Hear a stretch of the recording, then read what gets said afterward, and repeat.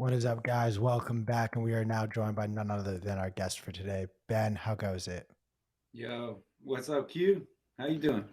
I'm great, man. Thank you for joining us. I had the great I candidly was not necessarily familiar with your work. Was set what the fuck happened in 1971, and then I'm going through it, and I'm a chart nerd, and I realized, oh, there's no reading; it's just charts. Let's fucking go. So I'm really excited for this conversation, man. I mean, I've seen a lot of these charts. A lot of our audience, you may have read a report or two that had or cited some of the work that you've done. Um, I'm also just not doing any sort of an introduction to who you are, what you've done, any justice. So I'm going to stop talking and let P take that over. Thanks, Q. I appreciate it. I'm actually going to hand it back to you, Ben. You've done so much, and I would love to hear your intro for yourself. Tell us who you are. You guys are all passing the buck on this. Yeah, that's right. We're a very organized show. If you didn't realize that, that's why we no. called you this morning. Ben, if you want to, you can pass it back to Q, and then he will pass it back to me, and then I will once again pass it back to you. Well, listen, P, as you know, I'm a cloaca specialist and armchair economist. I think it's funny you say I've done so much stuff. We put a bunch of charts on a WordPress blog and drew an arrow on them, and people call that doing a lot of stuff. I think it's hilarious. I have done a lot of work understanding monetary economics, monetary history, and Bitcoin as technology, and the evolution of monetary technology. So I guess I would say that. I also was lucky enough to be able to quit my job and land a job working with Peter McCormack, much hated Monero maximalist. I don't know if you get that joke. We just released a show today about Monero. So I feel very lucky to have you guys as friends, to be here and just talking about Bitcoin. So I don't know really what else I've done. Well, you and I met each other on Clubhouse way back in the day in 2021. And before I knew who you were and the fact that you created What the Fuck Happened in 1971, which is cited in like so many places. It's like, I always am like, I know that guy, because it just shows up randomly. But you, as you said, you've always had incredibly insightful things to say about the economy, about monetary history, and I've also always been very impressed that you basically were like, I want a job in Bitcoin, I want to quit my job, and then you identified a really interesting way to just springboard straight into the space, and I think that's fucking awesome. Thanks, man. I care a lot about helping people understand Bitcoin. It's a very difficult thing to understand, and there's a lot of different disciplines. The first podcast I ever did was this show would be remiss if we didn't give a huge shout out to my good friend Heavily Armed Clown on Twitter, who I co-created WTF Happened in 1971 with. He took a shot on some rando pleb that messaged him on his small market cap podcast called the Bitcoin Echo Chamber, which is kind of mostly on hiatus right now. He's just kind of working on other things. He's very selective about kind of what shows that he gets on there. And the first episode we did was called the Bitcoin Spectrum. And I kind of just like came with the thesis that Bitcoin is this multidisciplinary thing, and that you can't really attack it from any one angle, as, you know, a computer science project, as an economics experiment, as, you know, a non-political fit. Like it needs to not only have multiple, but all of these kind of the Venn diagram of all these things together. So I feel lucky that I can kind of help continue people understanding Bitcoin, help I mean, I hate to education, right? Like content that, you know, around helping people understand this beast that I think is slowly kind of taking over the world. And I think it's kind of more of an inevitability from the monetary technology point of view. So I feel very blessed that I can even be a part of such a big project and get to do shows like this with you guys. So happy to be here. Can you when did you guys first publish WTF Happened in 1971.com? I believe it was fall of 19.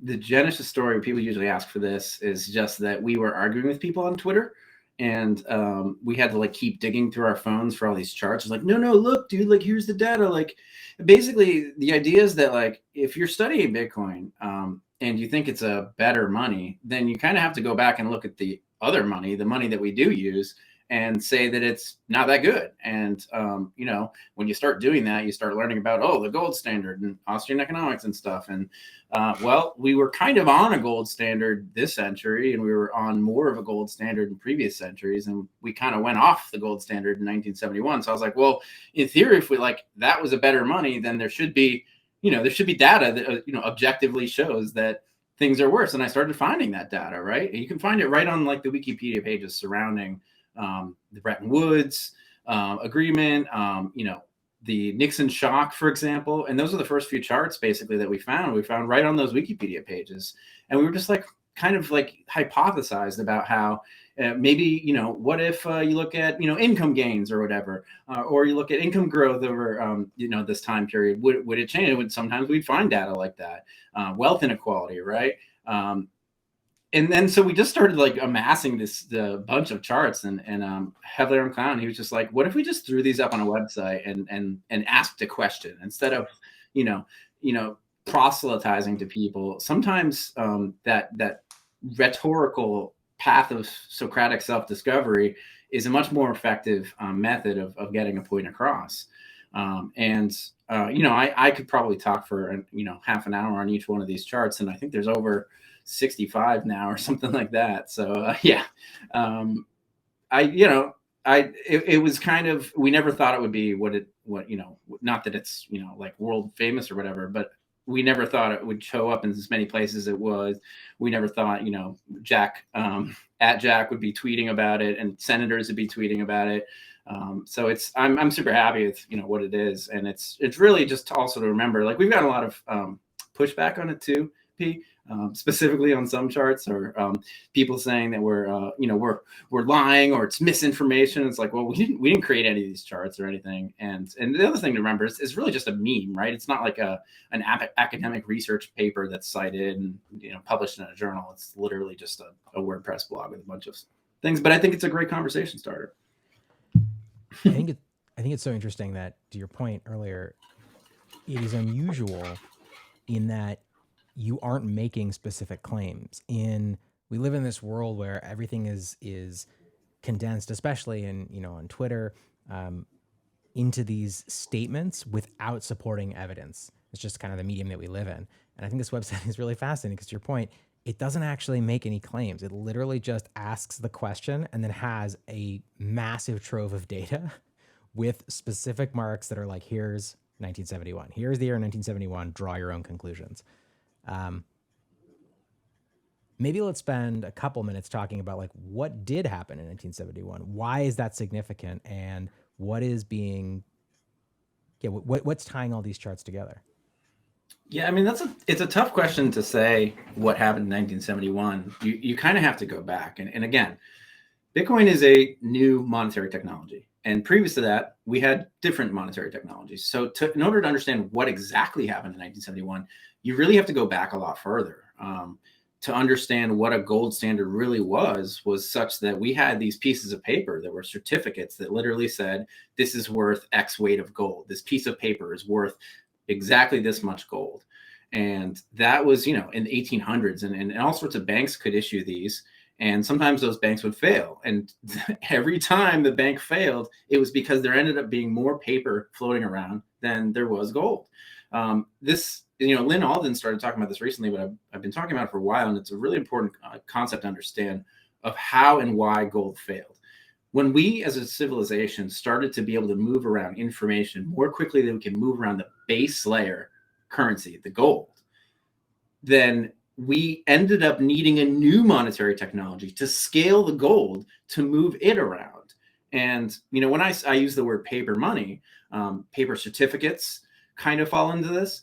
Paper fiat money that aren't certificates fall into this. And I also count digital paper money.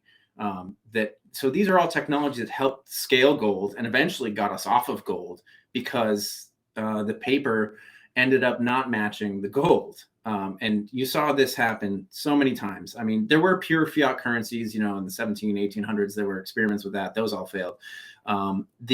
But that's not what I'm talking about. I'm talking about paper that was supposed to be represented gold. And if you go back to all these bank failures in the 1800s, eventually you kind of get to the 1913 when we established the Federal Reserve to end this pesky problem of bank failures, right? Because all you really need is a lender of last resort to step in and bail out the banks and capitalize them when there's one of these bank runs, essentially, right? That was the premise. And that leads you to 1929, when now that all the risk was taken out of the system, you ended up with a bunch of over-leveraged banks, and then there was systemic collapse. So this is the idea of you hear Bitcoiners talk about, we have these forest fires that clear out the brush, right? And if you always constantly put out every single forest fire, then a massive one can come along because that underbrush isn't cleared out. Well, that's kind of what happened in 1929. This massive forest fire just ripped through everything. And that essentially it was the first real big systemic default of gold. So in 1933, with FDR, the New Deal, there was a period of a lot of crazy economic things that happened. Currencies were kind of all now inflating, and there was this quasi fiat bimetallism weird era. And then you get to 1944, and then you had the Bretton Woods system. So that was a long, I have to bring you all the way up to 1971, right? So the Bretton Woods system now was this now new quasi gold standard, where these paper notes were now kind of back to being certificates for gold, for a weight of gold, a specific weight of gold. So that sounds like it's good, right?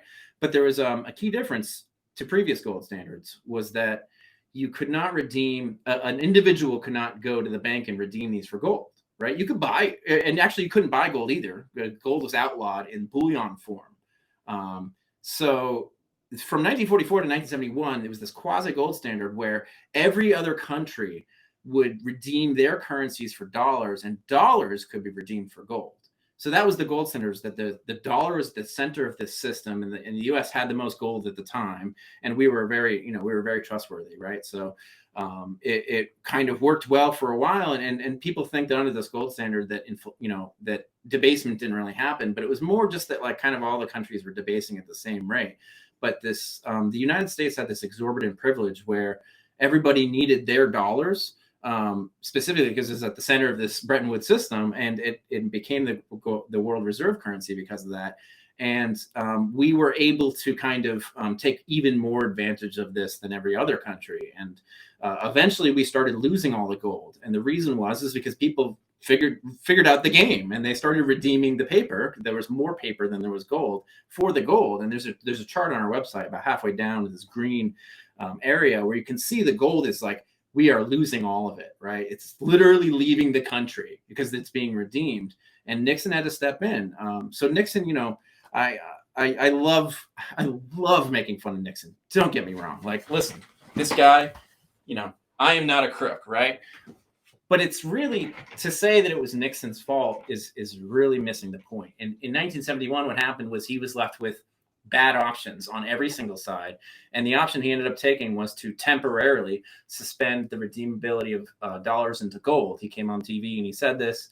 And that temporarily was 51 years ago almost now. And it's not temporary, it's permanent. This ostensibly put the entire world on a fiat system.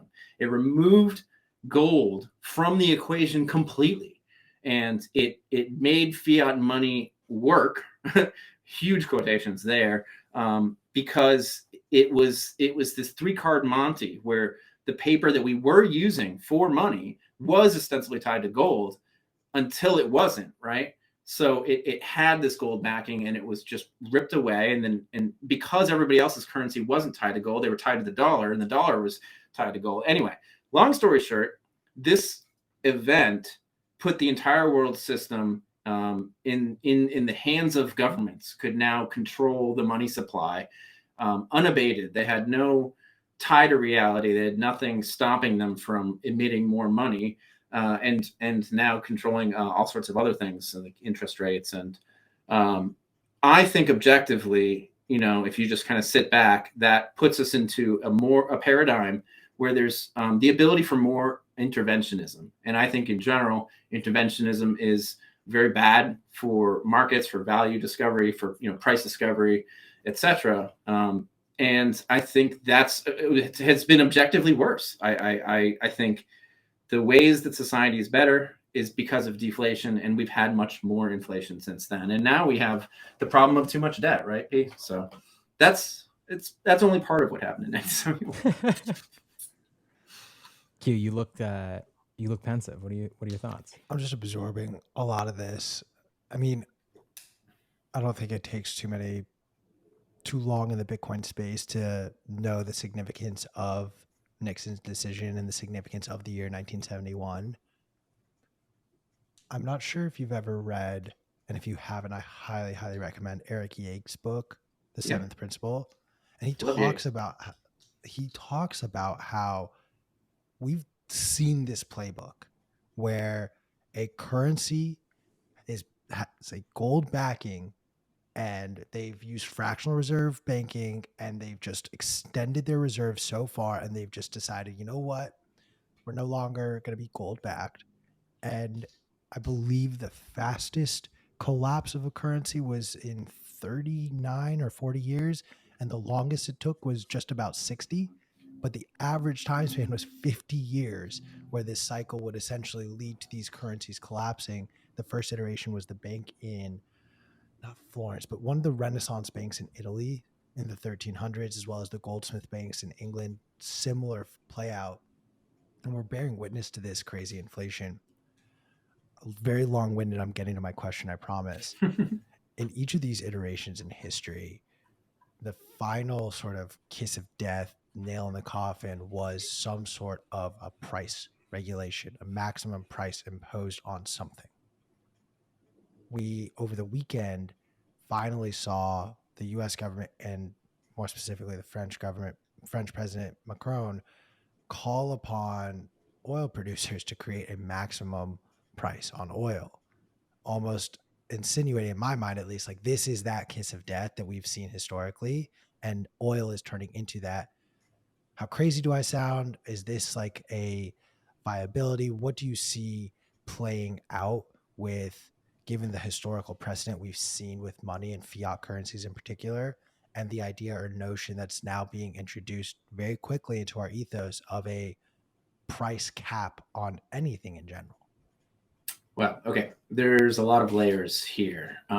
One, I'll say that, listen, I'm a much more descriptive person rather than prescriptive. I think it's nigh impossible to predict human action. And in such a multivariate system, trying to decide what's going to happen, it's not something that I focus on. That being said, while I think that inflation is a terrible thing, it is not the curtained fear. I got to give a shout out to, first of all, Eric Yakes, my boy. Good call on that one. Seventh Properties, his book. I want to give a shout out to Bitcoin Tina, Joe Carlasarle, who I hang out with every day on Clubhouse, and usually just literally listening. I put my mic on mute, and I love listening to these guys talk. So if you don't follow Joe and Eric, probably you already follow Tina, then go follow those guys. Joe has laid out very, very well that the real problem right now is that we have a deflationary pressure, right? You don't hear Michael Saylor say inflation is a vector. What he means is there's multiple vectors that are all kind of interacting in the system, and right now we have too much debt. That was what I said earlier, and debt is a real problem when you have too much of it, because debt is money, right? It's credit creation, credit expansion is a way that you create money by lending. And so, again, so many layers here. One you said was fractional reserve banking. I actually don't think fractional reserve banking itself is the boogeyman. I do think in its current form, it's gotten too crazy. But this idea that, banks create money ex nihilo, I mean, it is true, but it's not that they have some kind of crazy power. The problem is that the lender of last resort, which changes the risk problem. It moves the risk and shifts it out of view, instead of having it land on the institution, because the institution is implicitly and explicitly backed by the Federal Reserve. But going back to the oil thing, an interesting kind of parallel that we can look. 1971, actually one of the pushbacks we've gotten was on our website, WTF 1971, was that, oh, well, oil prices went up a whole lot there. Well, it's like, I don't think that's a coincidence, right? You go off a gold standard, you start printing money, all of a sudden oil prices go up.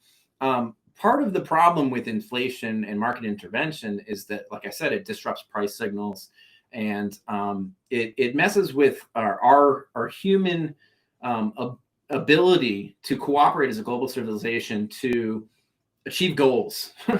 So one of the things that I think that we've had is a lot of malinvestment in the energy sector, just as a whole, everything. I mean, fossil fuels and renewables. There's so many subsidies that I think are screwing those things up.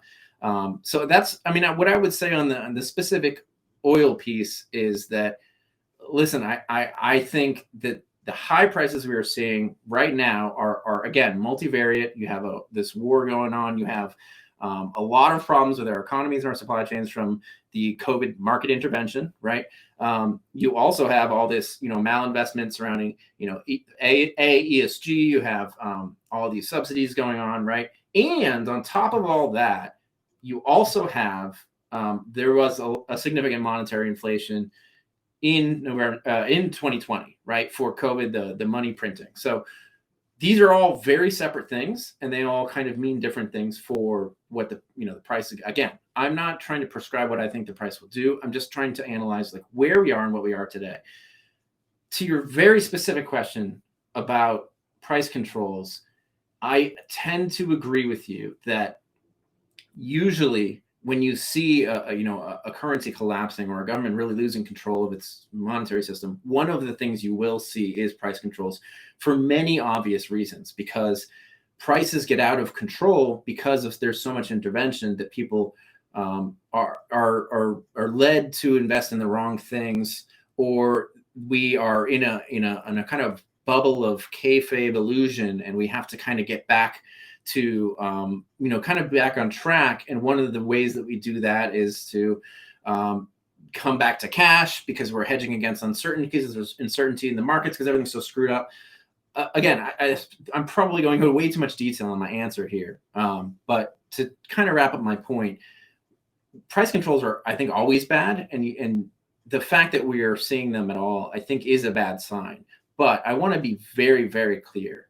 I think hyperinflation of the US dollar is the last thing that's going to happen 5 to 10 years. 5 years is probably, absolute worst case catastrophic. I can't even see that happening, to be honest. I think it would be more like 10 years at a very minimum, because of a very important fact that the US dollar is the most liquid money, right? Money is simply the most liquid good in any economy. And among monies, there is a most liquid money, and that's the US dollar, right? To de-dollarize the world just simply takes time. Liquidity begets liquidity, and the money also is kind of a confidence game, and it's clear to me, anyways, that the world isn't ready for Bitcoin en masse, right? That they're ready for it to be a risk asset. They're ready for it to be a small part of their portfolio, maybe in small cases, right? Most people are still kind of laughing at it. And, to have a loss, to have hyperinflation, you need a loss of confidence in the currency. And to have a loss of confidence in the currency, you need to have something to be confident to go into that works. And the dollar is really the only thing. Nobody's going to use China. Nobody's going to use Russia. No other currency is big enough. And Bitcoin isn't A, big enough, or B, people don't understand it enough. So it's not liquid enough. And so I just see no case for that, right? The inflation problem that we have right now is transitory, which is funny, because the real problem we have is deflation. Deflation wants to happen. The credit wants to contract. Malinvestment wants to liquidate. And basically what the Federal Reserve is doing today is they are trying to fight inflation. The Federal Reserve I view as a marionette puppet that is being pulled on from different strings. They're reactionary. They don't have some grand plan, and I don't think they're the evil, Illuminati that Bitcoiners like to paint them. I think, Congress has a lot more control that they exercise over the Fed. That right now it's oh well, you guys did too much of this thing that we asked you to do, so do this other thing, and that's going to crash the economy if they keep doing that. And then they'll probably pivot and print a whole bunch more money, and I don't think that will cause hyperinflation either. But we are seeing some of these kind of this expanding envelope of volatility, and who knows where it will go in a long time. But in the near term, you'd have to have an insane breakdown in politics and like catastrophically 10x what we have right now to see hyperinflation. I think in any major economy at all. Minor economies, it's a whole separate beast. So yeah, I don't really know if that answers your question or not, but that's some of my thoughts on the topic there, Q. No, you gave me enough to play with here. So I want to ask this in a less direct way, but I'm just going to ask it in this way. Do you believe that the tagline of inflation is transitory was thought of because the Fed believed they would have to instigate a recession, or has that just now become sort of the default route in which they have to go about pushing forward transitory inflation? No. I honestly think these people have no idea what they're doing. They drive. There's this analogy that they drive the car of the economy by looking through the rear view mirror with a delay. And I think it's so prescient because they don't have the information about what's happening now. They don't have the information about what will happen. All they can do is like what did happen and then react to it. I think that there is a disease of like a modern monetary theory people in our in our coffers of like the Federal Reserve and of the government itself that are saying, yeah, I know we have a lot of problems. We have all this debt. We have all these unfunded liabilities. Don't worry about any of that. We can kind of just print all this money and it'll be fine. And then COVID comes along and governments are like, oh, we have to, the Federal Reserve is now fights, climates, and it fights, trans rights, and it fights diseases too. So let's fight this with, money or whatever. And it probably won't cause any, I don't know. Like, I think that I was kind of half joking when I said that. I think that transitory argument was really like, they're like, oh, well, it's, it's fine. It's probably not that big a deal. There's a little bit of inflation. I don't think they had realized it would get this high. But again, I don't think inflation is a long-term systemic problem. It's more of a political problem that isn't really solvable, right? The system has so much debt that it needs to keep expanding. It's a Ponzi scheme. Another way to think about it is it's an addiction, right? We're addicted to inflation because if we don't get another fix, we'll have a hangover. And when I say hangover, it's probably not going to do it justice what I'm trying to say, because the real bad hangovers, they look like 1929, and that was devastating for everybody, like across all social kind of classes. That's what happens if we stop printing all money right now. We get probably way worse than 1929. I think the system is more levered. Now, will it be as bad in practice? That's a different story. We have a lot more technologies. We have a lot more ways to kind of bring ourselves back out of poverty. We can produce things more quick, things like that. The food is cheaper per man hour. I don't know. But the point is that like you don't have this paradigm where like inflation is getting away from us in the sense that we're losing control yet, right?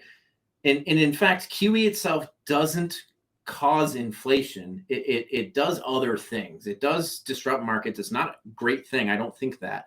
But just what really causes real inflation is fiscal deficits, us spending money. So I think if you are worried about real inflation, if you're worried about continuing 8% numbers or possibly going higher, what you should be looking at is what we're spending money on, right? Looking at tax receipts, balance sheets, and if you see programs come out like UBI and regular, not just single one-off of these stimmy checks, things like that, that's when inflation could actually get out of control. But again, remember that there's that deflationary vector of A, technology, and B, the debt that's trying to liquidate itself. The debt, if you do nothing, the debt rolls over. I mean, it ends, and that destroys money, and that's deflationary too. So you have to take all these things into account. And again, I don't know what's going to happen, but I think the Fed pivots, they start printing more money, and assets go back to the moon. So, But at a certain point, that charade has to fail. No, like I buy this narrative that what's failure? like the ultimate collapse of the U.S. dollar. Collapse. What does that look like? People use these words all the time, and I don't think. I would say it is no longer accepted by foreign countries. It is not the means in which they want to receive payment for whatever goods or services that we are receiving or importing into our country. Once the dollar is no longer sort of the I'm forgetting the. So what would you exact use though? No, but no, I want to talk this out. Like I think this is a really important discussion, Q. What would they use instead? I think Russia is the perfect example of this. They have now dictated that we won't accept US dollars. Pay us in rubles, you can pay us in yuan, you can pay us in Bitcoin for our oil. And now the ruble is at a 5-year high. So Russia, the country that everyone wants to be like and wants to. I'm just pointing out that there is precedent for a country to come out and say we no longer want dollar, and their own currency being strengthened by it. But that's because there's very extraneous factors going on there. Yeah. And again, I'm not saying that people won't de-dollarize or aren't already doing that in some ways, but I think to understand this reserve currency thing is really important. And I kind of touched on it earlier. And like, let's all talk about it, because like, this is a discussion I think a lot of Bitcoiners are having, and I don't think they understand the monetary economics of it. Is such that if you don't, let's say you just have everybody de-dollarizes such that they all use their own currencies, and then you have this, you basically have a barter system. You don't have a liquid interchange money that we can all use as a unit of account for economic calculation, as a common medium of exchange, so that we can all do business together, so that like, you know, Iran can do business with, or Iran, sorry, I think I said Iran can do business with, I don't know, Albania, you know, think whatever you want, right? Like that, this tool of money is so important. It needs to be liquid and widely used in order for it to function. And that, I'm not just saying like, oh, I want it to be that way so that we do good business worldwide. I'm saying that like, that we invent this as a society over and over and over again if you take it out. So if we all like actively right now, Q, all the countries sat down in a G7 meeting, they agreed, let's not use the dollar as much anymore. Let's, you know, everybody kind of just use their own currencies. You would immediately have a new reserve currency emerge. And I'm saying, asking you what that reserve currency would be, whose country would you trust? Who, and not just would you trust, that all the countries would agree on to trust. I think that's where we're gonna disagree, because I don't think every country will agree upon the same. I believe it'll be a basket. I believe some countries will have the Bancor, the SDR. These things they've already been theorized and talked about. Right, but we're also pushing for a world to be less globalized. We're watching our supply chains collapse because we're so hyper interconnected, and we're watching countries or citizens urge their countries bring these systems back to our own country, so we are less reliant on a place like China, or we're less reliant on a place like Ukraine or Russia. Two things on that. One, I think personally, you know, again, I'm not trying to put words in your mouth. I think the supply chains are breaking because of malinvestment and interventionism specifically. The second thing, I think I lost, but my point is that in order for us to do that global trade, the second point is that to understand why we lost our manufacturing base, you have to understand the Triffin dilemma, such that if you have the reserve currency of the world needs your dollars, right? The world needs your money, and there's a foreign demand for your dollars. So you end up exporting dollars and importing goods. This is Dutch. I think it's Dutch disease. No, that might be something else. The problem is that we exported our manufacturing base because we exported our dollars instead. So you can't fix that reshoring manufacturing problem until you fix until you basically take the reserve currency of the dollar away, right? I think that's a systemic monetary phenomenon that few people understand. I can see you, P. I can see you. Oh, you're muted, bro. You're muted. Every fucking time. Can you just elaborate on that a little bit more? The process by which we have exported U.S. dollars and thus manufacturing. We used to have a huge manufacturing base in the United States, right?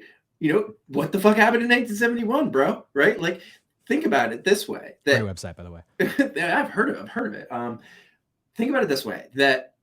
So let's say, you know, Iran needs the dollars to transact with Russia or whatever it is, right? They need to get those dollars from us. So we essentially have to have enough dollars coming out of the US, right? In order to support other people's trades and other people's reserves, right? So we end up exporting dollars, which changes the trade balance equation. That your dollars become stronger, and that makes foreign goods cheaper because your dollars are stronger, right? For us. For us, and the reverse is opposite for everybody else. So they end up, well, we can send them a bunch of goods and we can get their dollars so that we can do our things. This is a monetary phenomenon. It's an intrinsic problem. The only way to solve this is for something like what you suggested, which would be some neutral reserve asset. Now, whether that's backed with a bunch of currencies or not, that's where it gets very, very tough.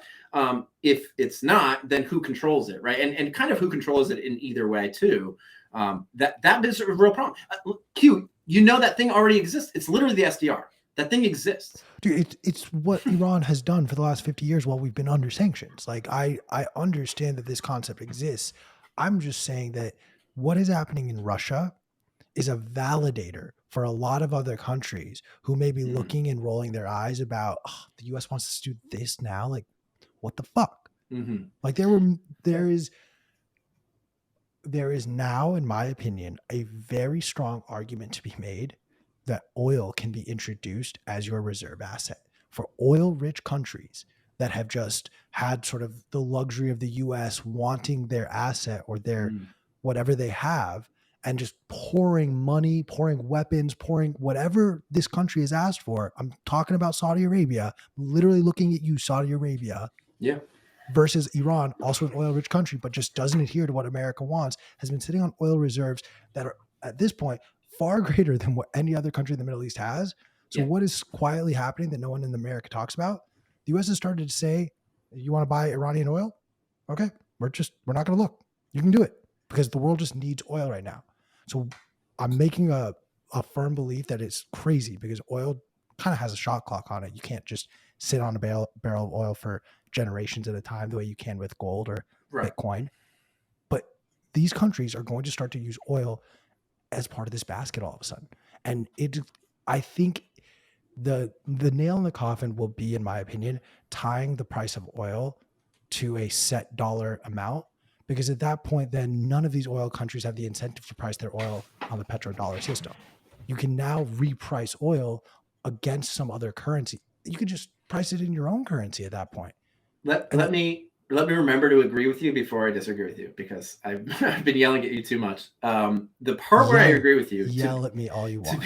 To be clear, listen, I think this whole, Russia accepting Bitcoin and acknowledging that the Federal Reserve turned their money off thing is absolutely, yes, it is maybe even the mark of an epochal change. What I'm saying is these epochal changes take decades, right?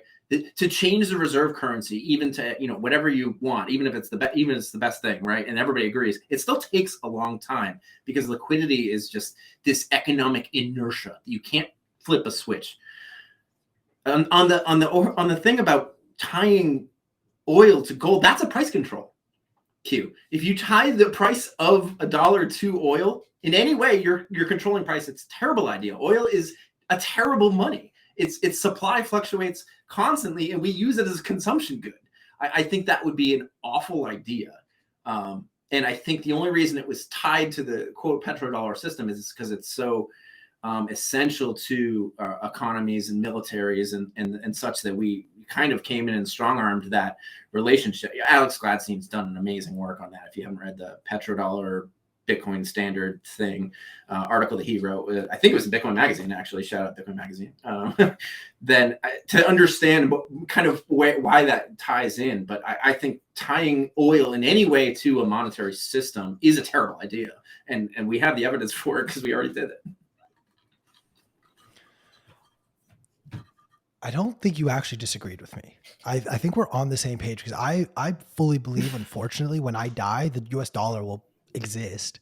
It will not have the cachet. Like when I go to Iran, which I haven't been in a long time, and I'm so fucking excited, knock on wood, that I actually get to go again this year. Like walking around with $20 in your pocket, you are the fucking richest person anyone has ever seen.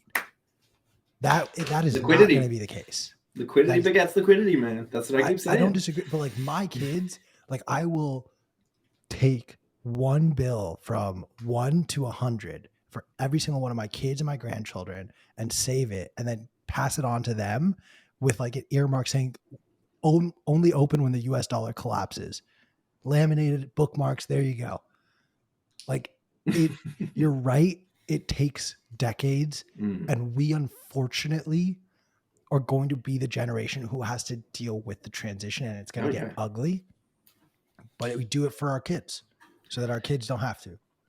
And listen, Bitcoin fixes all of these things. It just doesn't do it overnight. I think that the world needs to do the work to understand Bitcoin. This is why you and I and P spend so much time talking about this damn computer network, because like, again, listen, I went through this whole story from the 1700s and 1800s and the 1900s all the way up to 1971 and today, because I think to understand Bitcoin as a monetary technology, you have to go back to understand all those things to see this evolution of monetary technologies from shells and dowries and cows all the way to fiat and digital paper money, all the way to Bitcoin, such that we didn't have a better technology at those times. To understand where we were in 1971 actually makes a lot of sense. And again, Lynn Alden is now echoing stuff that I've been saying for a while, is that literally, I understand why we went through all those things. I don't think it's like these evil people. Like, listen, there are probably evil people along the way that were like, hey, we could benefit a lot from this, but just to understand like why we ended up with a central bank and why we ended up with Nixon coming on TV in that fateful day, August 15th, 1971, is to understand that we just didn't have a good enough technology. Now we do. So here we are with Bitcoin, and it is here. And you have, people like Russia saying, hey, we're going to accept Bitcoin because the US turned off our money. And you do have other countries that saw that, and they are looking at that. That doesn't mean they're going to fucking dump all of their currency, their own currency, their dollars, and all their other FX reserves and just buy Bitcoin. Because even if they did, right? Like, let's just play that scenario out too, right? There's this mad rush for Bitcoin, right? Everybody's like, oh shit, Russia was right. Like, let's all go buy all this Bitcoin, dump our stupid fiat monies, the paper anyway, right? What would happen to the price of Bitcoin? It would go up a lot. And then people would dump it, and then there would be a lot of uncertainty, and it would go back.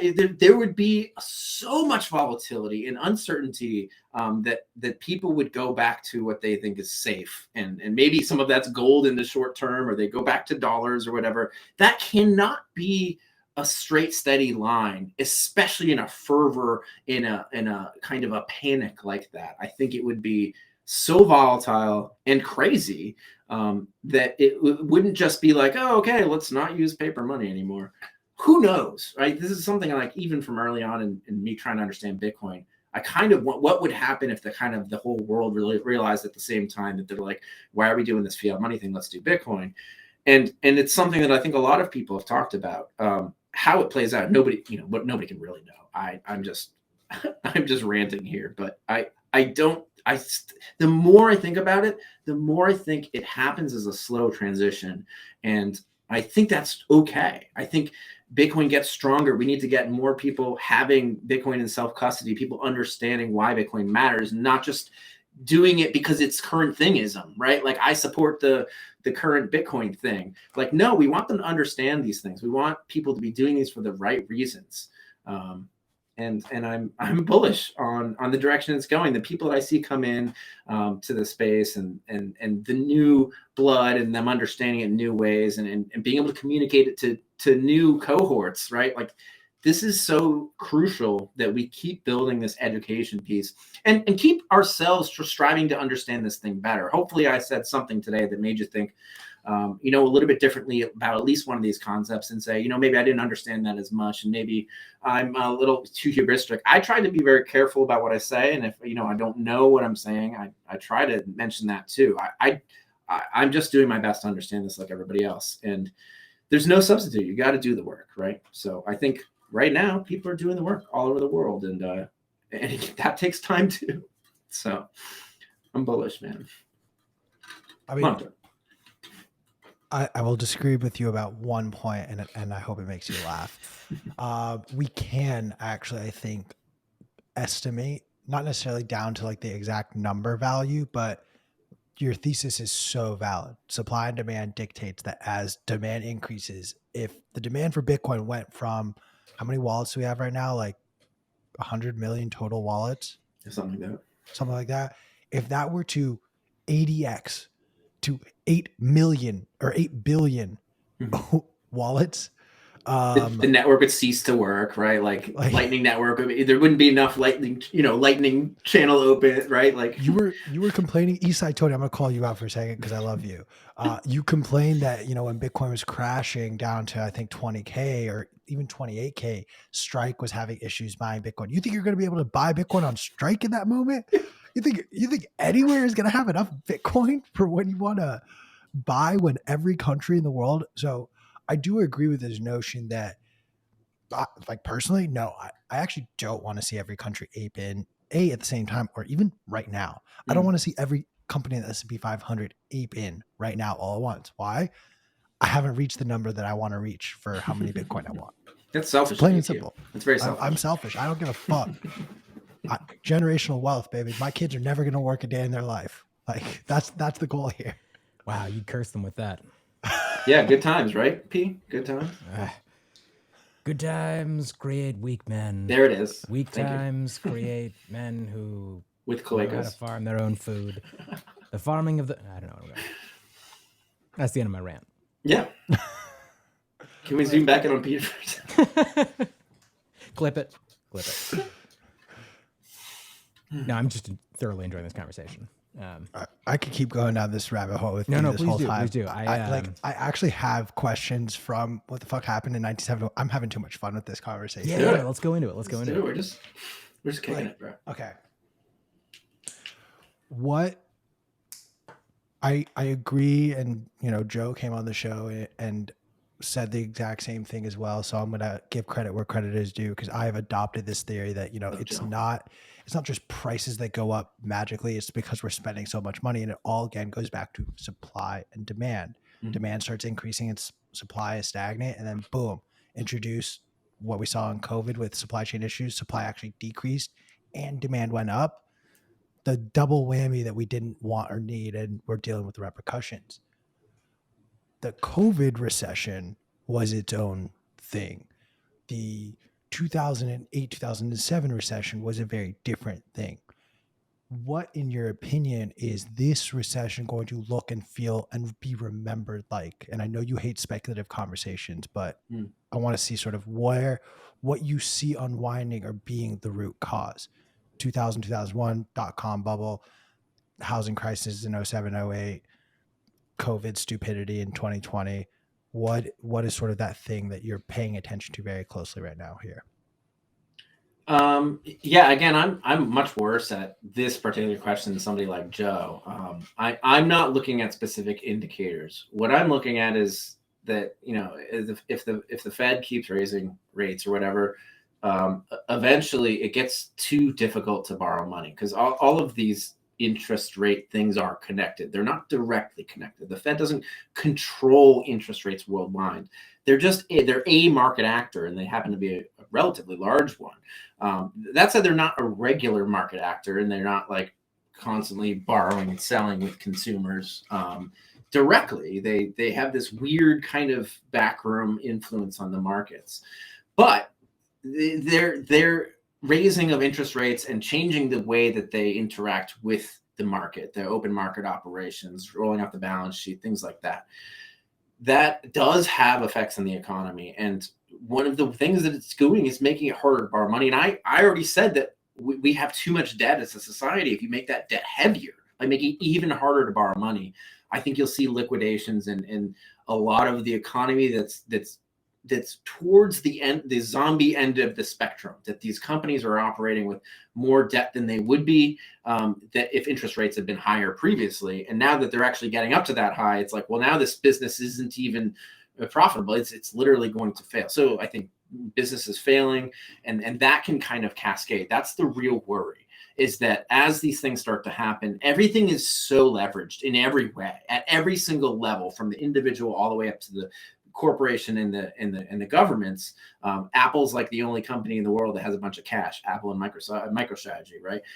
Everybody else just has debt and equity and stuff. And as the equity value evaporates, that causes problems in other markets. And as the interest rates rise, debt becomes heavier, and that makes it harder to borrow. And so, like, what can really happen, the real worry for me, is that cascades in some way before the Fed can take action and print or whatever. And there is a breakdown of liquidity in markets that's similar to 2008, but like you said, for different reasons. Q. Again, I'm a fundamentals guy, so I'm trying to understand the whys and not trying to say what the whats are. But that cascade is something that people can understand because they saw it happen in 2008, and that can get out of control, and the Fed would have to try to step in. And like I said, the Fed it's an actor, and it does have some influence, but like, they're not the all-powerful Wizard of Oz. As we found out when we pulled the curtain back, that was just a guy that was pulling a lever and making the thunderclap. And they're closer to that than I think most Bitcoiners would paint them, as this like evil, pulling the strings of the entire economy and driving the whole thing. I don't think it's like that. So at that point, then it gets scary, because businesses are failing, and that affects your job, and then you can't buy as many things, and that affects other businesses, and you can have a recession, and that's when I would see that's like more of this hard landing scenario. And I think in that case, you get more populism, you get more interventionism, you get more UBIism, and those are worse. I'd prefer to see the Fed more try to thread this needle in some way. I think that's almost impossible to do. And what that would look like probably is you'd continue to see relatively high inflation, over 5% inflation, for probably another 3 or 4 years to ride out what we're in right now, and to absorb some of the monetary expansion that would be needed in order to kind of thread that needle. There's no way that them just raising rates right now would equal that threading of the needle, because the system must have more credit creation. It must have more expansion in order to continue along. That's what kicking the can means, is we're going to continue expanding. And there are downsides to that. Don't get me wrong. The downsides are you'll see a greater wealth inequality, a greater divide, more class warfare. That may still be better than the real hard landing, which is the 1929 style event, which is just they stop printing altogether. So again, don't know what's going to happen. Not trying to make predictions. I'm trying to understand what could happen. And these are the things that I worry or think about. And again, have to throw it to, Bitcoin Tina and Joe Carlos Harley for really laying these things out and making them make sense to me. Because I feel like I fully understand those theses now. Okay. I have a question for P now. and then I'll return Ben to our conversation, but I want P to feel included. So No, I'm loving this. Based on what Ben has said, which would you prefer? A Great Depression style return to society for the sake of a hard landing, or class warfare because we continue to print money incessantly? Wow, those are two fucking terrible options. Yes. Jesus. You've never You're played Jerome Would You Rather Powell, with bro. me. You're Jerome Powell. What do you do? What do I do? Why has God forsaken me? Man, I can't say neither. Nope. It's like Mary Kill. You know, you got to pick. Yeah, you're the king of fuck, marry, kill. Well, guess what? I Would know. you rather? I know. Okay, wait. Repeat the options one more time, just so I Would really you have them locked in my hard brain. landing in my into heart. a Great Depression, or continue to print money to the point where you see class warfare? Oh, God. I am going to. I like the framing of this question because it forces a deep analysis, such as it is. And I'll add while he's thinking, and what makes hyper Bitcoinization happen in a better way?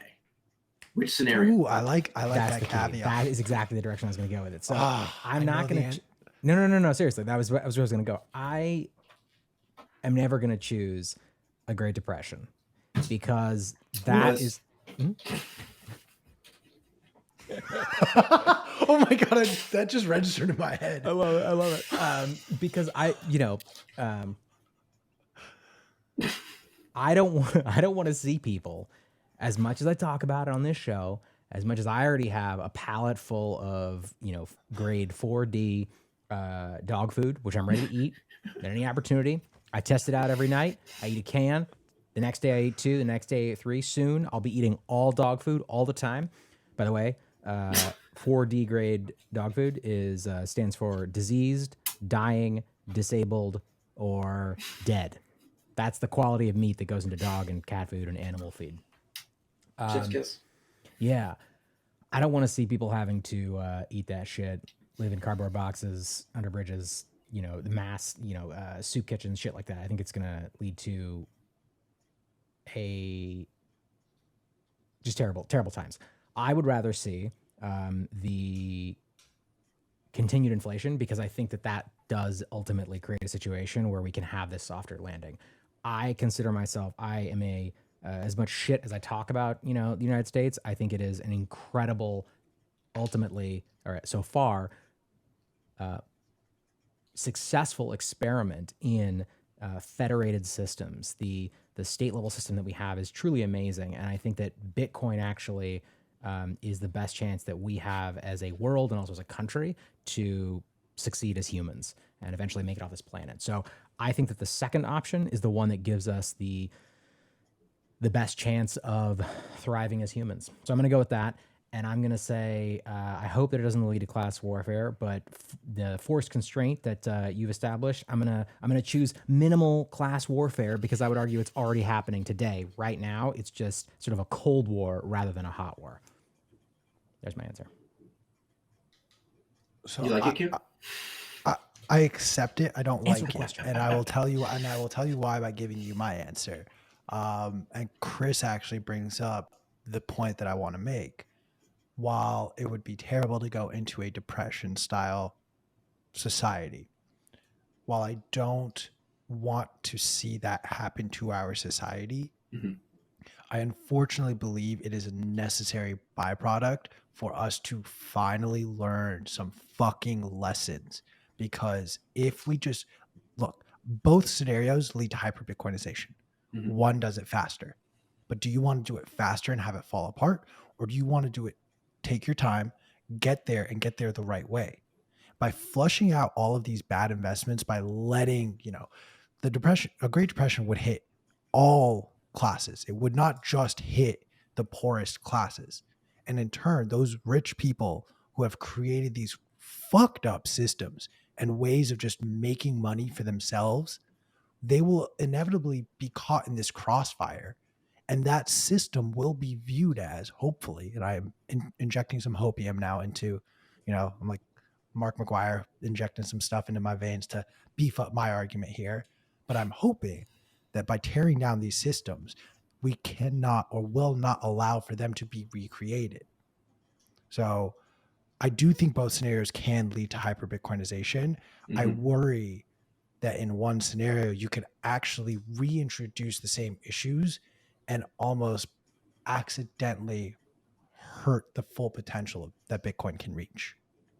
Yeah, and I agree, and I think you guys both hit amazing points. And actually, I presented Q's case to Joe when we were, because Joe and I yell at each other on a weekly basis about this stuff. And Joe and I don't agree on everything. I presented exactly that case to Joe. This cleans out the malinvestment. It's the hangover. It's what do you call it when you quit drugs? It's the Detox. detox. Yeah, it's like detoxing everything, right? And that is ultimately good, although painful and in the short term. And he countered, and this is where I finally kind of shifted to his view, which is that what are the things that really worry you the most about society long term is the erosion of our liberties, the increasing power that the state has. And if you have this very hard landing situation, Ray Dalio has a chart of this, and I have it on the website, about the emergence of populism. That the one of the worst times for the emergence of populism was 1929. You had FDR came in, and he changed like everything, and he's intervened in the economy, and he was burning crops to change price controls and all this terrible things. My worry in that hard landing situation is that you get this like terrible populist, I would say a reality TV show star, but we already had that as a president. But imagine a terrible president coming in and saying, look, I can save you from all this terrible pain. That's when you're most at risk, is when everybody's hurting the most. And that's when things could get worse. So that's my fear. Again, not telling society what to do, but we're just kind of talking these things through. But I agree with both your cases. Makes sense. It was a great question, Q. Mm-hmm. Let's go down, this rabbit hole, continue down this rabbit hole though. I loved Joe's point. I think I need some more time to marinate in that before I accept it. So I'm on your journey, Ben. Feel free to guide me along and be my shaman there. But going back now to, just to be clear, Joe Carlasari says it, and you're like, I'm on board. Either of us say it, and you're like, this is fucking bullshit. It's not. It's like. It's a fair thing to say. I mean, Joe Carlasari. Let me explain it like this. Let me explain it like this. As someone who smokes way too much weed, those days where I take off from weed are the worst night's sleep. I have no fucking appetite. It is the worst.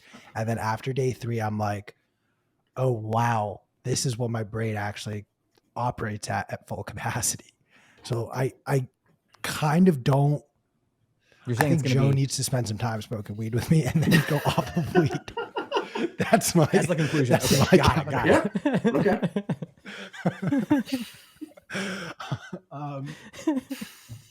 Let's play the other side of the equation, which I do unfortunately think is the more likely scenario, not what I want to see happen, but that in fact we will just see a continued printing, the class warfare. That scenario I do believe happens. I'm not trying to predict or ask you to predict either. At what point, though, do you think the idea of quantitative tightening is just forgotten and thrown out the door, and we are just in a forever quantitative easing system? When enough shit breaks and they decide to change their mind. I mean, like I said, the fear is that happens in such a catastrophic fashion that they can't turn it back around quickly. But you could see debt markets seize up. You could see it can really start anywhere. And that's why I'm not like watching any one indicator. People are watching the bond markets. They're watching the 10s and 2s, inversion and stuff, they're watching commodities markets, all of these things. I'm saying it could start anywhere because the system is very fragile due to pent up malinvestment, broken supply chains because of a lot of what we've just done in the last few years, but also, on a grander scale. And the number one thing is the debt. The debt is too heavy on every single level. Again, individuals, corporations, and governments all have so much debt. They've borrowed, it's an analogy. It's a bad analogy. But it is an analogy to think about these things, that debt is borrowing from your own future, meaning you get to enjoy the consumption now, or in theory, you could be investing in something, but in the future, you have to have some form of, okay, well, now I have to do the hard work to pay that off. But what the system that we have now is we're not really doing that payoff part. And at some point we have to pay that off. And when these things can collapse so quickly, like what we saw happen in 2008 was a breakdown of trust, and debt is based on trust. And so there was new debt creation, and nobody trusted each other. And that scares me because it can just happen overnight almost. And you never know where or when it's going to show up. And so many things, then it ripples out and affects so many parts of the economy. So I don't remember the exact question you asked, but no, you're answering it though. Keep talking. Well, I think that you could see that happen as it's again they are raising interest rates, and they are doing I don't even know if you can call it quantitative tightening. They're basically not they're letting bonds expire. So in theory, the balance sheet is declining. They're not buying as much, and they're letting some expire or whatever. You want to call that tightening or whatever, or tapering. But they're not selling. Yeah. Again, so the idea is that they're trying to thread this needle. You have this like massive deflationary force of credit that wants to contract. That people need to do that thing that I was talking about earlier, where they pay off the debt. Right? You brought that consumption forward. You brought that investment forward. Now you have to pay it off. That is constantly happening. We're constantly paying off debt. It's if you don't have the new debt creation, that the system can unwind very quickly. So if we see the Fed continue along whatever path they're on, you can call it whatever you want to call it. It's the direction, it's the vector that matters. Something will break, right? And the something is also too simplistic. I mean, like, more things will break, probably because one thing breaks and it cascades. And you can see this happen in various markets, but it cascades across a lot of markets, because then you get business failures, and that affects the business that they were buying from, and the guy loses his job, so he's not buying from this thing. And it is a cascading of failure. Again, to your point earlier about liquidating that malinvestment, that's what we're trying to do. We're trying to heal the society, but that process is very painful. And can the Fed, that if that happens, if they aren't threading this needle and it breaks down in some kind of cascade, can the Fed then step in and bring things up? Or another way of saying it is, can they find this in between vector where they just kind of perfectly kick the can, and we kind of go on P's case, right? We had the Q case of just stop printing all money today and do the hard landing. Or we had P's case. It's like, well, can we just print just a little bit of money, and then we'll have just a little bit of malinvestment. We'll have a little bit more wealth inequality. It's not so bad. Can they do that? That's really, I think it's really hard to find that angle. So I mean, if they can, more power to them. But it's worrisome to kind of watch it as a market participant and somebody who exists in the world, I guess.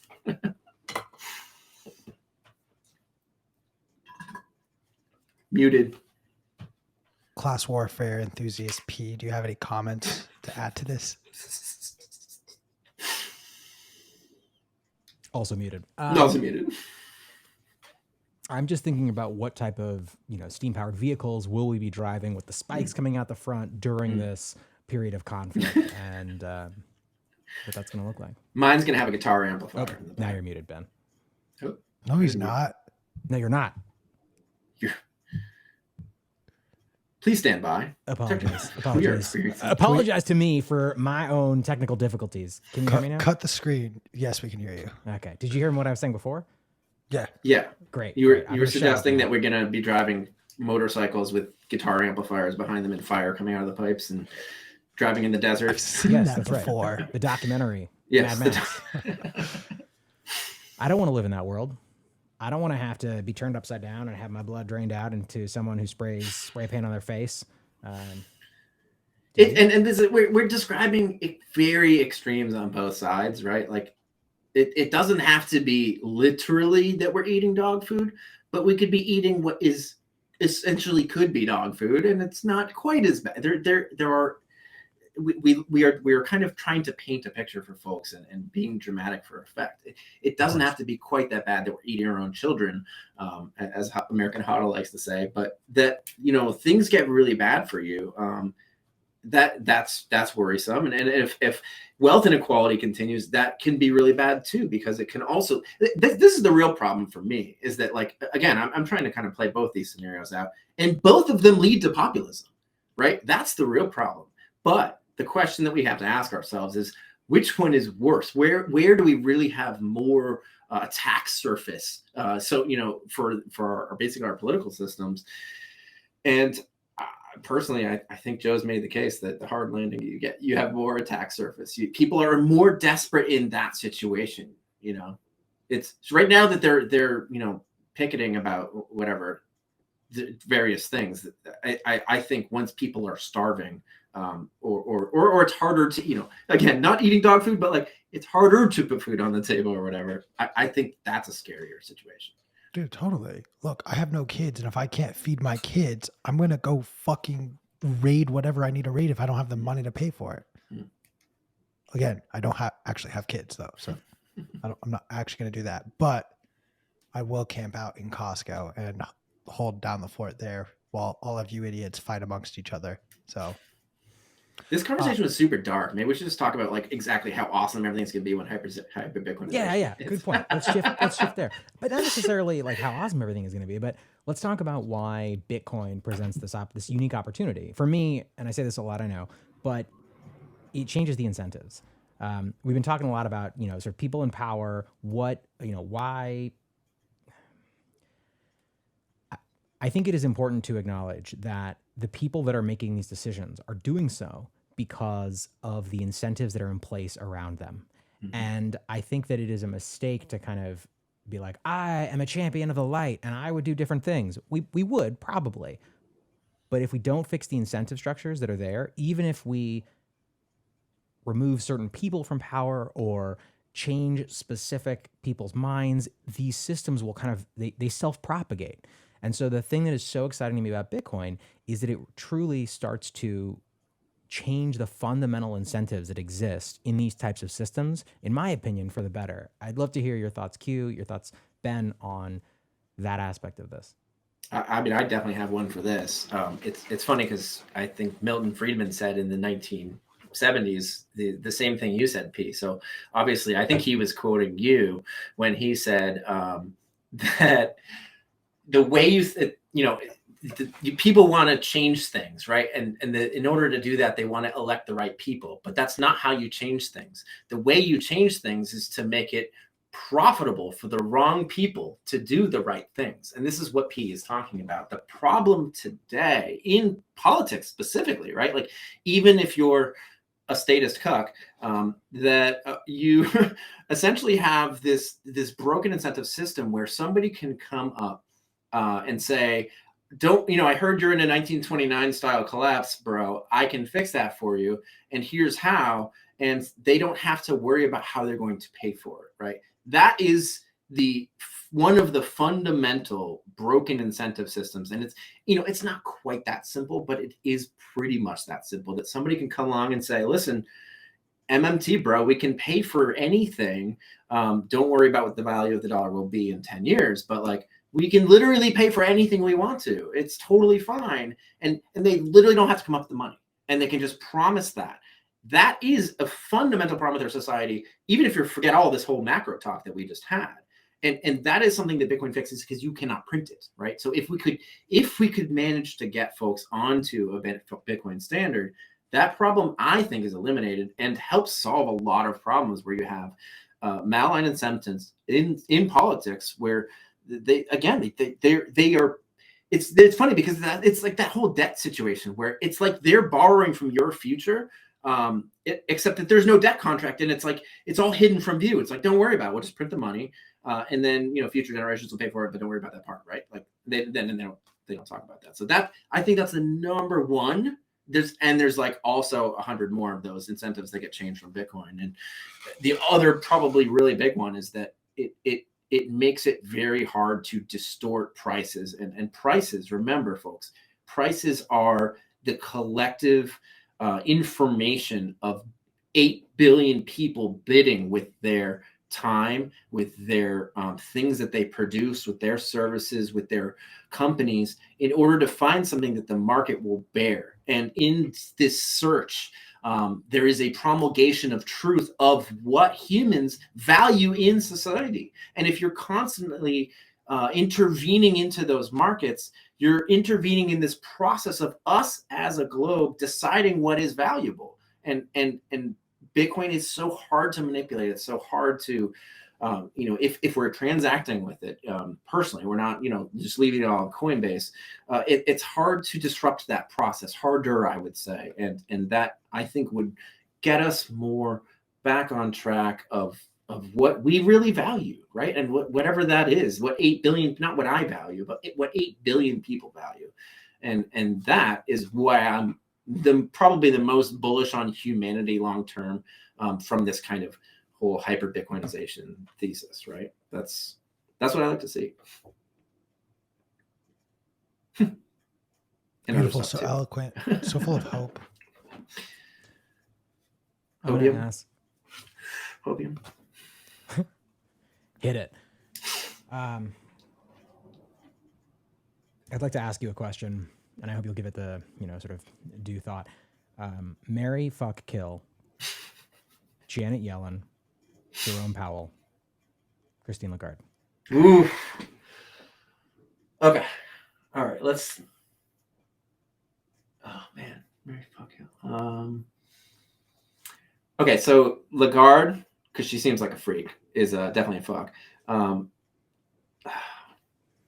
See, this is tough for me. Like, listen, I'm a straight man, but I kind of like Jerome Powell. I think he's a G. One of my favorite quotes from Jerome Powell is when some Congress critter dude asked him in one of these hearing things. He was like, "Could you ever see Bitcoin become the world reserve currency?" And I'll paraphrase it. You go find the video yourself. But he basically says, "Yeah, we could see that. We haven't seen it yet, and people don't use it as a widespread medium of exchange, but we could see it." And I was like, my boy, Jerome Powell. So I guess I'd marry Jerome Powell for that. And sorry, Janet Yellen. Didn't make the cut. Yeah.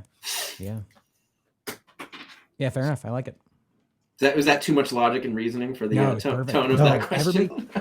Honestly, like that was a lame, like marrying Jerome Powell is actually the right answer.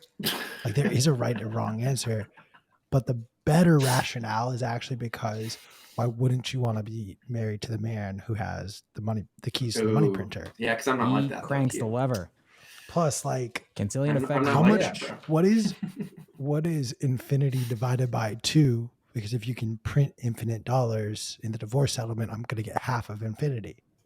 Are we talking about bounded infinity or finite infinity or non-finite infinity? And you're muted again. Still muted. Still muted. Here, this is a little game I like to play. Ben, what did you have for breakfast this morning? Eggs. Lots of eggs.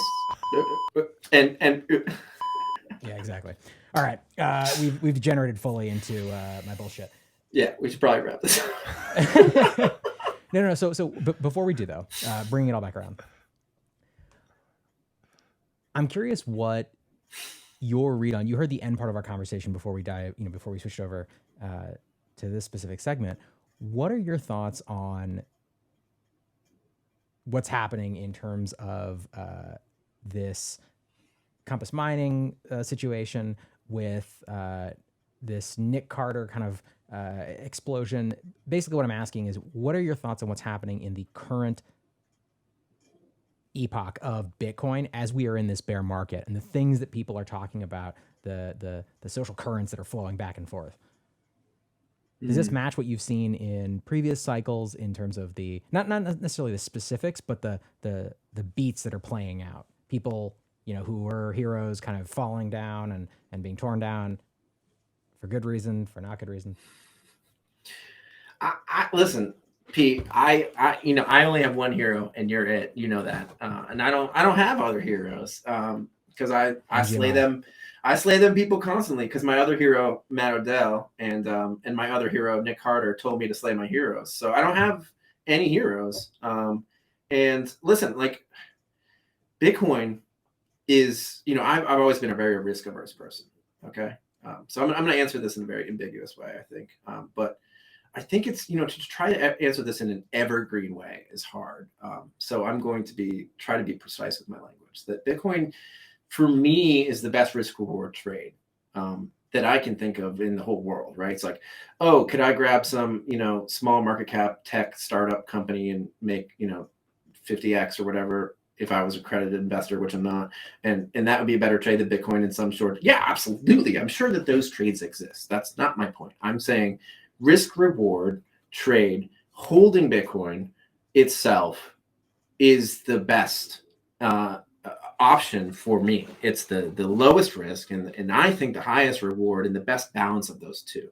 Anything we do beyond that, whether it be investing in shitcoin companies, investing directly in shitcoins, even mining itself, or there's the BlockFi thing too, and all those lending collateralizations.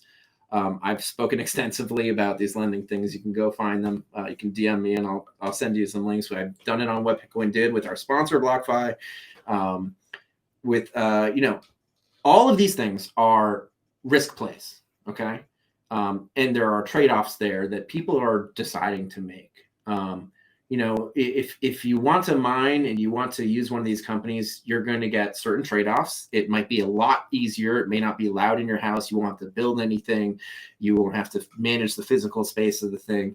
And for that, if it's not your miner, it's not your hardware, not your miner, really, right? And that's a trade-off that some people are going to make. I don't know what's happening with Compass, to be honest with you. They are still a sponsor of the show I work for. I think in theory that business can be sound. It's probably a really hard business. I think they've had a lot of challenges. I can see it not being a scam. I don't understand why people are like, it's a scam. Certainly they had a lot of challenges. So I don't really know what's happening with that. I have no inside information on it, and I don't know which direction it'll go. It's a risk play, just like the lending platforms are. And I've spoken extensively about this. I think what BlockFi is doing is interesting. I think they're trying to figure out what a Bitcoin bank would be, right? And I told you earlier, I don't think fractional reserve, again, is the enemy. The enemy is the lender of last resort. However, if you take the lender of last resort out, then the risk is much more prominent and localized to individual institutions. And I grilled Zach about the business itself on what Bitcoin did. So you can go check that episode out. It's from almost 2 years ago now. No, almost a year ago now when I first joined the show. And those are risk plays, right? Like any of these things is adding more risk than just self-custodying yourself and hodling Bitcoin. And I don't fault anybody for doing any of those things. And I think that anybody that's promoting them without talking about the risks as well, right? Like, listen, like I wouldn't promote some altcoin that I thought was just like complete malinvestment in riding some, strange hype wave. But if people think that, so like, listen, like I think, the Nick thing, what I think I've talked with him once about this, and I think he said he's pursuing things that he thinks that other people are valuing or whatever, and he's an investor. I don't really care what he does with his money. I consider Nick a friend, so you can take this with a grain of salt. You can cancel me or whatever, but I think Nick is a brilliant thinker. He's written some of the best pieces on Bitcoin. I still cite them to this day. And I think he can also do and say things that I disagree with and invest in things that I don't necessarily like at all. So I think the whole slay your heroes thing, maybe we should kind of expand that into people aren't just one thing. That there can be nuance to a person. There can be things about the person that I like and that I don't like as well, right? So I don't know. I think that there's so much malinvestment in crypto that we don't even have enough time to get into the conversation that I would have around if there's any nuance around these like quasi equity tokens and if it's a new way to fundraise, because I don't think the tokenomics work on those things anyway, and they're built on foundations of sand or quasi decentralization. So I'm, again, there might be a nuanced conversation in there somewhere. I personally never recommend buying any altcoins except Bitcoin. I think Bitcoin is a monetary phenomenon. I think Bitcoin has won the monetary war, the monetary narrative. Nobody's releasing a new XRP or a new Nano or a new friggin', people are probably Googling these currencies now. Nobody's releasing a competitor directly to Bitcoin anymore. They're trying to build something else. And that's still something that maybe we don't know, or probably it's all built on sand. I maintain that position, but I'm a monetary maximalist. I think Bitcoin has clearly won that. So if people want to invest in other things, understand that they're extremely risky, and I think they're probably all shit. But yeah, so I don't know. I don't know if that answers your question or not. Again, I like Nick. I'd hang out with him. I'd probably give him a hard time about some of the things he's invested in, but he makes a lot of money, so good for him, I guess. And I think he's done a lot of good things for Bitcoin too. So he's done, let's say, maybe he's done negative things, and he's also done really, really positive things for Bitcoin. So I think there's nuance. Nuance exists. Deal with it. Thank you so much for joining us. We're just at about time. I have thoroughly enjoyed this conversation. Me too. Yeah, it was great. Q, anytime. Any last thoughts before we... No, I mean, we'll just give Ben the last word, but I'm putting you on the spot and saying you're coming back on the show. You don't really have a say in this, so just be prepared. Yeah. You say this about all the people I bring on these days, Q. It's almost like you have good taste in the guests you bring on for us to chat with. I wouldn't go that far. There was that one guy though, Pete. No, I'm just kidding. I don't that know. One guy. I don't want the last one. Okay. All right. Shill whatever you need to shill. Tell people where to follow you. Like how can people stay up to date with all your big brained ideas? Oh my God. I spend a lot of my waking hours just editing What Bitcoin Did episodes and helping try to bring is great content to people, educational content, looking at different angles. So What Bitcoin Did it's something I work on. It's not my project. It doesn't represent every single view that I have. But I think we have a very broad discussion. So I definitely recommend at least checking out some of the episodes. We've released some really great ones this year. I am on Twitter at Mr. Cool BP. And what the fuck happened in 1971? I've been on the Bitcoin Echo Chamber podcast a few times. You can check that out too. And just and on Clubhouse, I'm pretty much on Clubhouse every day. So come chill with me and P on Clubhouse, and Q is going to join us too next week. He said, "Dude, honestly, I'm starting to think I need to get active on Clubhouse. Everyone keeps talking about how the rooms of Clubhouse are just better than Twitter. You can come listen to that 100%. Tina and Joe Alpha with me every day, dude. I have Clubhouse. I've genuinely never used it before, so right. It's happening. Q, we're doing it. We're doing it. An appearance on Clubhouse. All right, my friends. All right.